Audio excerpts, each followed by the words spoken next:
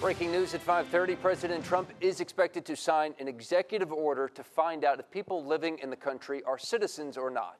The Supreme Court already denied the president's request to put that question on the 2020 census. This as the president promised mass deportation raids this weekend in several cities, including Miami. President Trump took two actions today, showing his base he's still fighting against illegal immigration.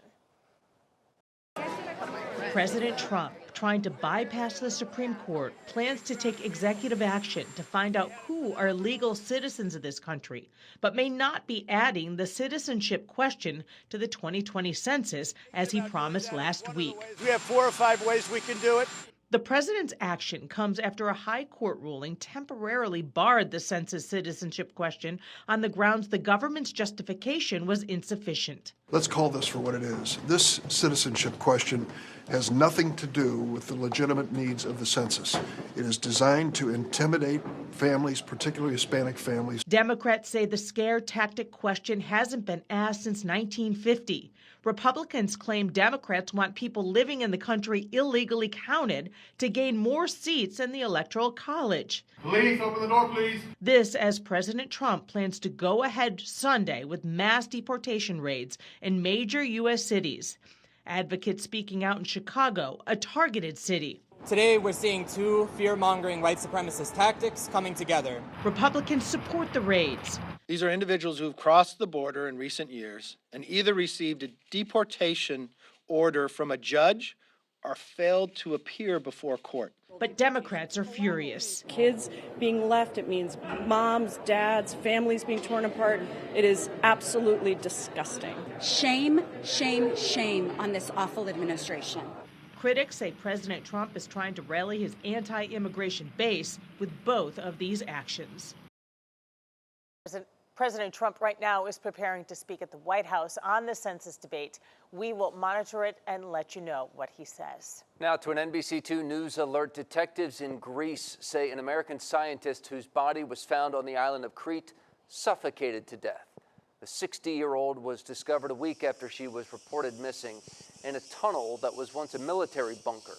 A coroner confirmed that her death was a homicide, saying she was identified through dental records. Former Red Sox player David Ortiz had to have a third surgery today. Ortiz was having complications while recovering in a Boston hospital. Ortiz was shot in the back in a planned attack while visiting his native Dominican Republic last month. Earlier this month, 3 suspects in that shooting were sentenced to a year in prison. That's it, including the man police say planned the attack. At least 8 other suspects have been arrested. Fort Myers police need your help to track down the men seen in surveillance video in downtown Fort Myers. Take a look. You see the first man up in the left-hand side of your screen punch another guy who then starts to walk away. You see it right there. He throws back a couple of punches but misses. Police say it happened back in May. They're trying to find these guys. Call Crime Stoppers if you have any information.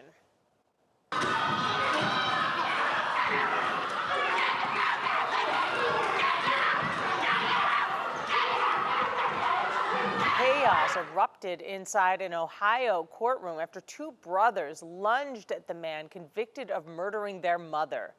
Police eventually tased one of them before putting both men in handcuffs. This was during the sentencing hearing. A former Jackson County Sheriff's deputy who is accused of planting drugs on a lot of people during traffic stops was also in court today. Prosecutors say the former deputy planted drugs on at least 9 people.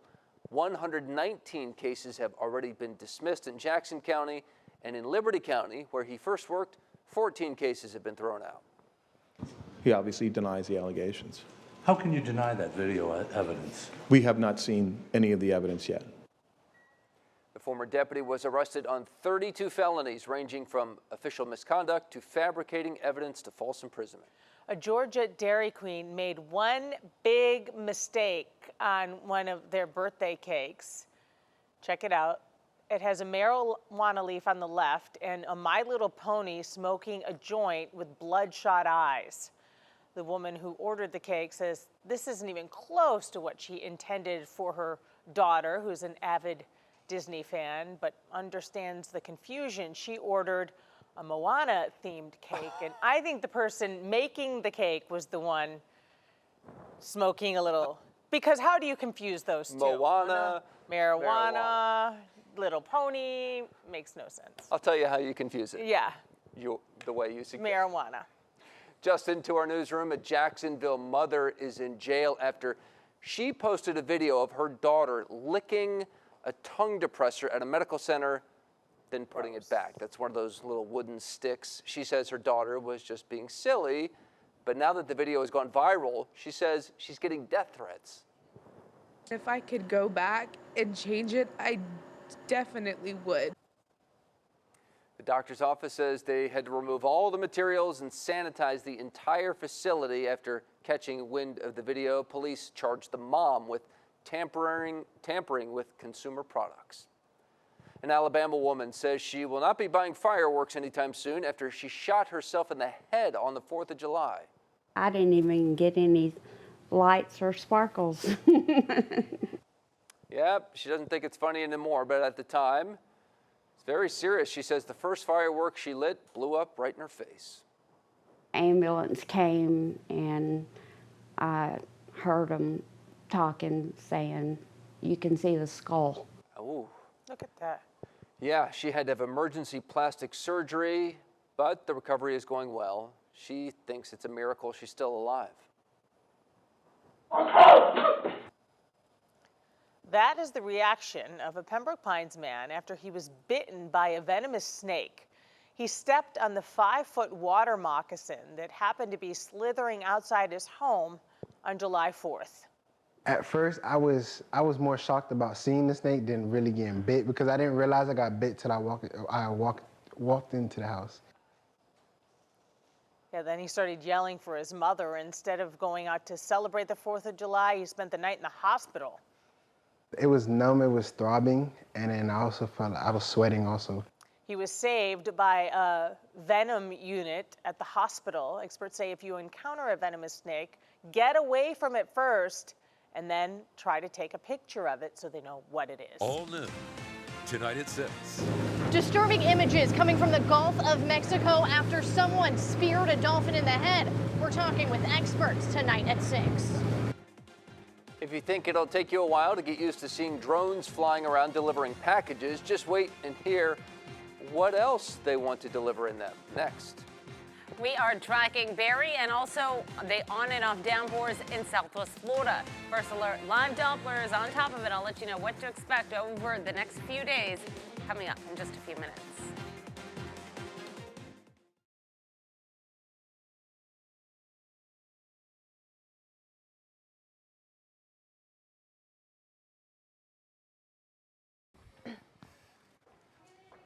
Mic check 1 2 3 4 5 6 7 8.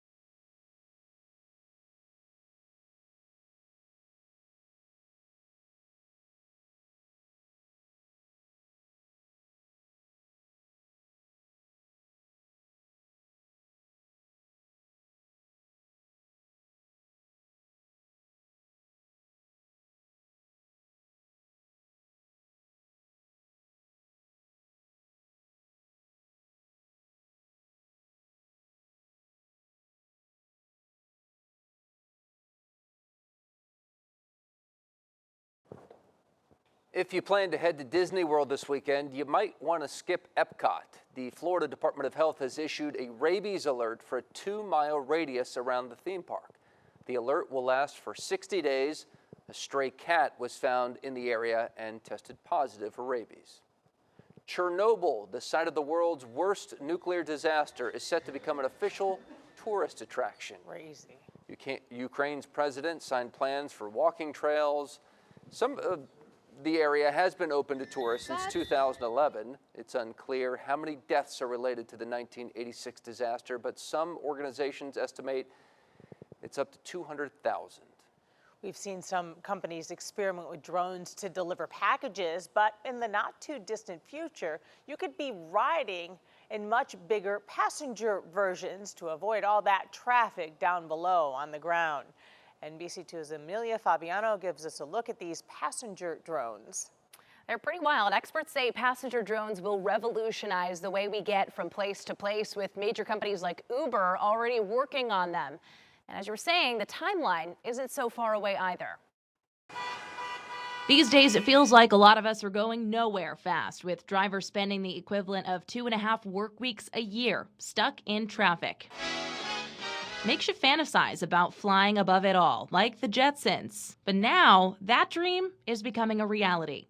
This passenger drone, called the Hexa, is an ultralight aircraft powered by 18 electric propellers. It seats one, goes more than 60 miles an hour, and flies up to 1,200 feet in the air. Its creators at Lift Aircraft say the Hexa is so easy to fly, you don't even need a pilot's license. Lyft CEO Matt Chasin says rapid advances in drone technology mean in the next decade, this is how many of us may be going from point A to point B. The average commutes can take up to 90 minutes in traffic. Electric aircraft have the possibility to bring that down to just 7 to 10 minutes. Major companies like Airbus and Boeing are already developing them. And just last month, Uber held a summit for federal regulators to promote its Uber Elevate project, a fleet of electric air taxis that the company plans to launch in major cities as early as 2023. We can move transportation off the grid and into the sky in a meaningful way. Right now, drones like this cost about $200,000, but Chasin says as the technology spreads, prices will fall. In the future, you could own one of these, have it in your garage, wheel it out, and fly to work. So for air taxis like these to become a reality, the FAA has to develop new safety regulations, which is something that could take at least 5 years. Live in the studio, Amelia Fabiano, NBC2. Parts of the Gulf Coast are preparing for the arrival of Tropical Storm Barry next. And we're dealing with on and off rain, and Barry has that influence for us. So how long is it going to keep influencing our weather? Your first alert forecast straight ahead.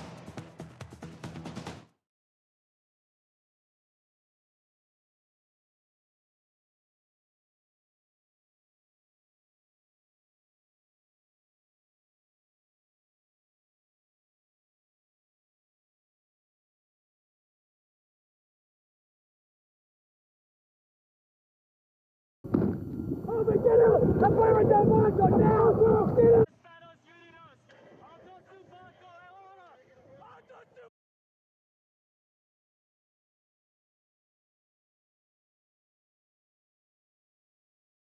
We didn't hit stormy weather real bad out there or anything. The captain did exactly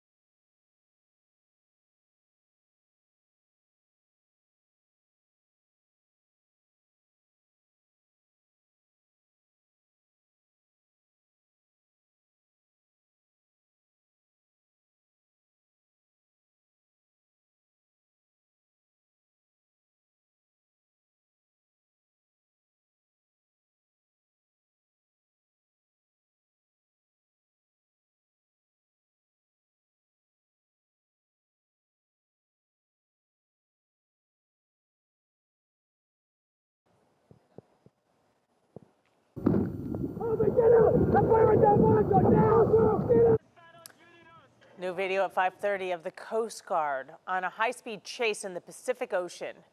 It led to the seizure of a submarine carrying about 39,000 pounds of cocaine and more than 900 pounds of marijuana. The whole stash inside that sub worth $569 million. A submarine. Tropical Storm Barry is already impacting travel in the Gulf. Carnival Cruise Lines diverted a ship to Mobile, Alabama due to the hurricane watch on Louisiana's coast. We didn't hit stormy weather real bad out there or anything. The captain did exactly what he thought was safe and best for his passengers. The Carnival Valor was on its way to New Orleans with more than 3,000 passengers. The company plans to now bus them to the city. Parts of the Gulf are preparing for what could become the first hurricane of the season. Tropical Storm Barry formed today and is expected to get a little stronger. Forecasters say the wind won't be devastating. The big threat with Barry is the flooding. In soggy Louisiana, the governor has declared a state of emergency as people prepare for a direct hit from what will likely be Hurricane Barry. This is obviously going to be a very significant weather event for a big part of Louisiana. The outer bands already flooded parts of New Orleans Wednesday, and it's poised to deliver another drenching as it moves ashore over the weekend. Some areas are under mandatory evacuation orders. I'm one of these people I play by here. Emergency officials are concerned Barry could cause life-threatening flooding and storm surge. We will do everything we can on our end to try to avoid structure flooding, but when you get that much of a deluge, it overwhelms the system. But inspectors are confident levees which protect the city will hold. The levees were designed to hold water back months at a time. Locals are used to the threat and are taking the warning seriously, stockpiling water, food, gas, and medicine. Yeah, it's supposed to be bigger, but, like I said, you have to prepare yourself. And it's not just Louisiana. Millions of people from Florida to Texas could feel Barry's effects over the weekend. You're tracking it already. Yeah, and we've been tracking this since Sunday. It's such a slow-moving storm, and that's what the big message for us trying to get out as forecasters and meteorologists, just because it's not going to be a huge major hurricane, there's still big threats, including what Peter just mentioned, the rain, the storm surge, and how slow it's moving.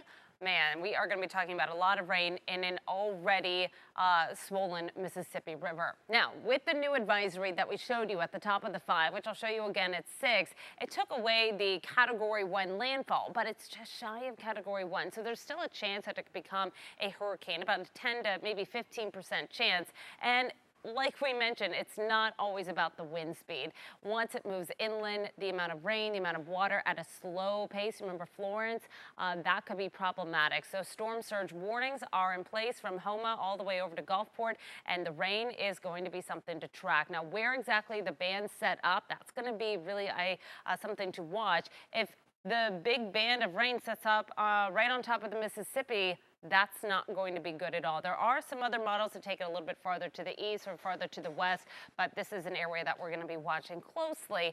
And in the meantime, we're having some influence on our weather as well. Here's Tropical Storm Barry, and as this starts to turn counterclockwise, we still have those southerly winds. Earlier in this week, we had a westerly wind creating all the rip currents and still that dreary weather. Now we're still not out of it yet because of a southerly wind. We still have a lot of tropical moisture in place. We still have some rip currents to deal with for today and tomorrow before its influence really lets up. So we will start to see a different wind by Saturday and more into Sunday, where our weather really starts to get more sunny and a little bit drier but hotter.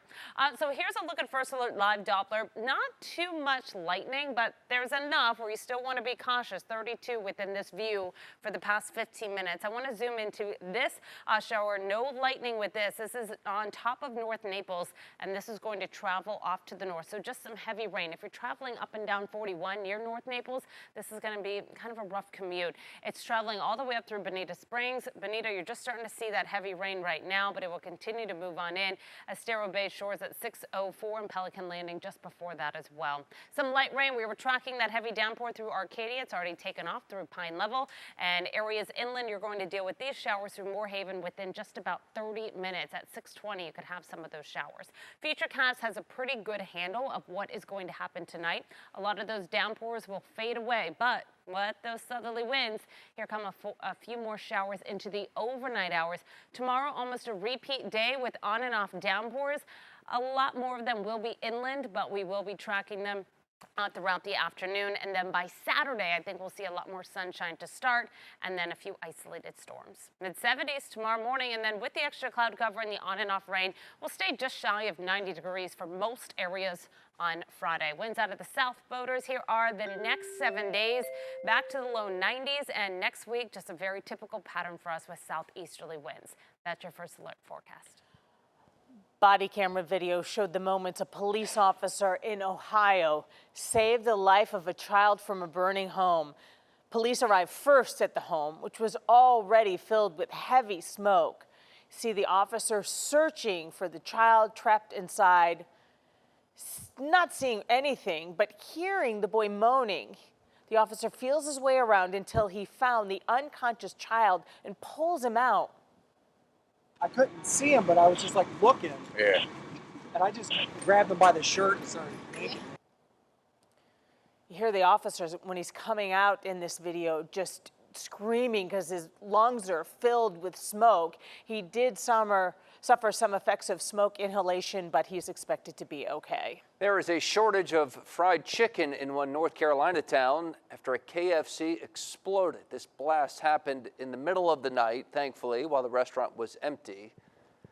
It's definitely destroyed, and the explosion is under investigation.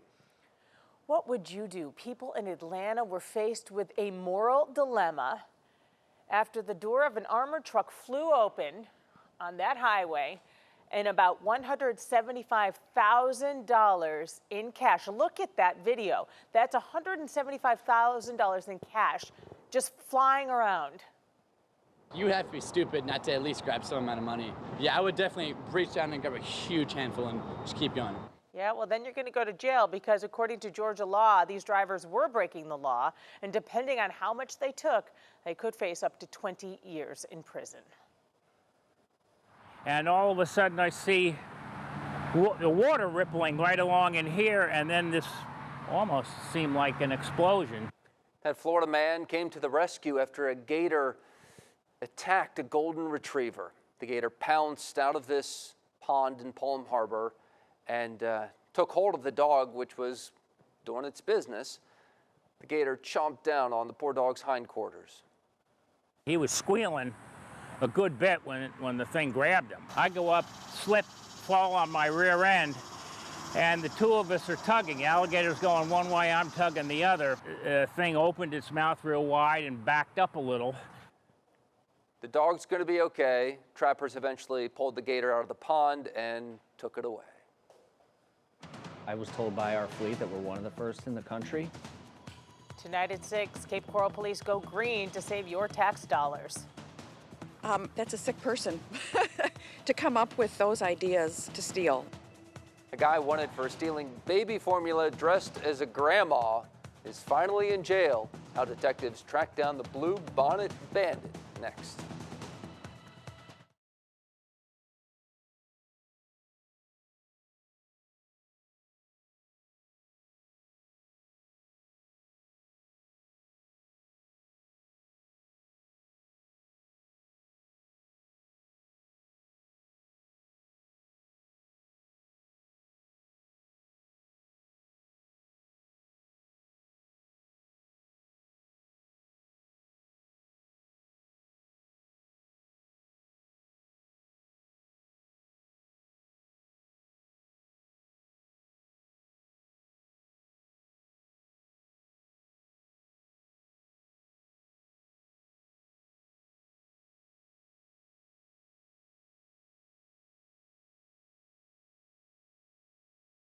You can't go into a Publix dressed with a baby bonnet on a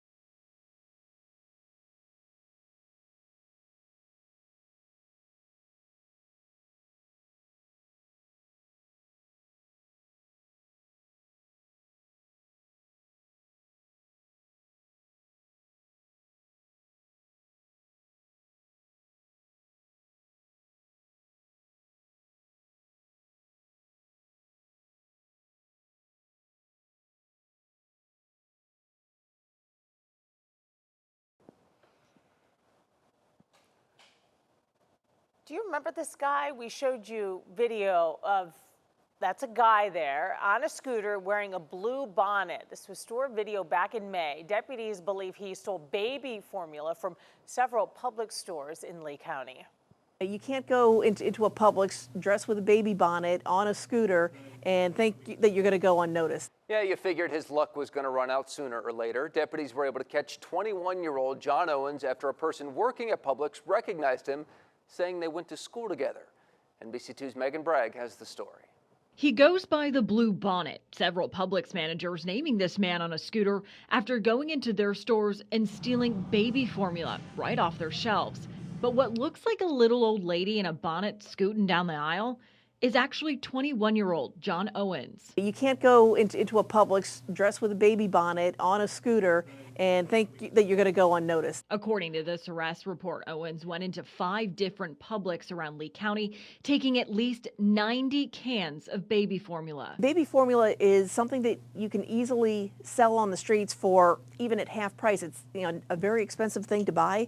So every time that he's going in, he's taking 20 or 30 cans of baby formula. Trish Rout with Southwest Florida Crime Stoppers says baby formula is a popular item for thieves. Because it is something that they can easily take out onto the streets and make a quick buck off of it. So how were deputies able to catch the bonnet bandit? Well, according to these reports, one of the witnesses at the store says she went to high school with Owens.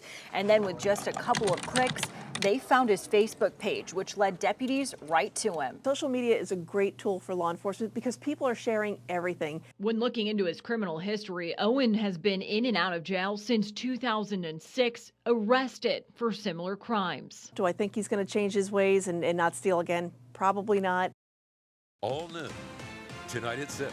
It's very hard. It's heartbreaking. It's, it pulls on the heartstrings. Those images are just as hard for us to see.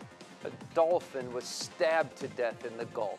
We'll tell you about the investigation to find out whoever did this. Tropical storm Barry colliding with a huge algae bloom in the Gulf. What it could mean for the future of our coastline next.